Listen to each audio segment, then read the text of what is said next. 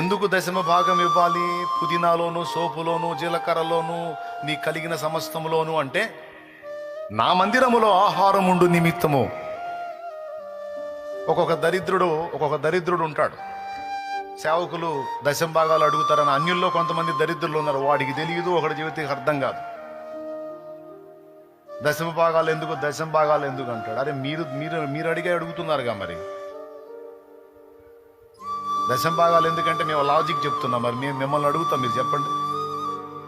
దశమ భాగం ఎందుకంటే దేవుని వాక్యంలో చెప్పాడు, నా మందిరము సమస్తమైన అన్యజనులకు ప్రార్థనా మందిరం అనబడును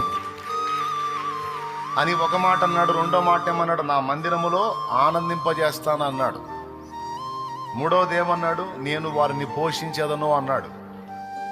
అనేక మందికి దేవుని మందిరములో ఆహారం దొరకాలి.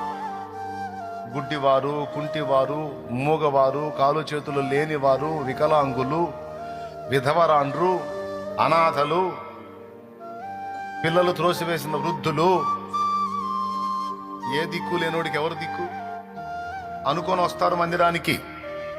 నా మందిరానికి వచ్చిన భాగ్యులకు పట్టడన్నం దొరకాలి. నేను మీ పంటల్ని, మీ కలిగిన సమస్తాన్ని ఆశీర్వదిస్తా. మీ కలిగిన దానిలో నుండి 90% మీరు తీసుకొని 10% తీసుకొచ్చి నా మందిరంలో పెట్టండి. ఎందుకు పెట్టాలని అడుగుదురా? ఒకనాటికి నీకే అన్నం లేని రోజు వచ్చినప్పుడు అదే నీకు ఆహారం అయిద్దిరా పిచ్చోడా అని. అది దేవుడు చెప్పింది. నీకే ఆహారం లేని దినాన అదే నీకు ఆహారం అయిద్దమ్మా. లేకపోతే నువ్వు ఏ అభాగ్యుడిని తీసుకొచ్చినా, ఏ అభాగ్యురాలను తీసుకొచ్చినా పట్టెడన్నం మందిరంలో దొరికిద్ది. కాబట్టి ఎప్పుడు సన్నిధిలో సమృద్ధి ఉండాలి, అందుకని తెచ్చేయమన్నాడు. తండ్రి సన్నిధిలో నేను అది చెప్తా. నీకు సమృద్ధి ఇచ్చాడా దేవుడు? తెచ్చేయి. నీకు లేదా వచ్చి తీసుకొని పో. బాహాటంగా చెప్తున్నాను నేను. ఉందా? తెచ్చేయి. లేదా తీసుకొని పో. ఇది దేవుని కుటుంబం. సంఘం అంటే కుటుంబం. నిద్ర వచ్చిన వాళ్ళు స్తోత్రం చెప్పండి. మెలుగుతో ఉన్నోళ్ళు చెప్పండి.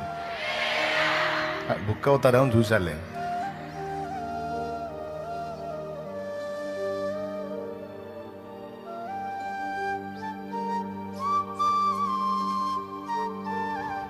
సన్నిధిలో ఆహారం ఉండాలంటే పరిశుద్ధులు వాళ్ళ రాబడిలో నుండి తీసుకొచ్చి ఇక్కడ వేయాలి.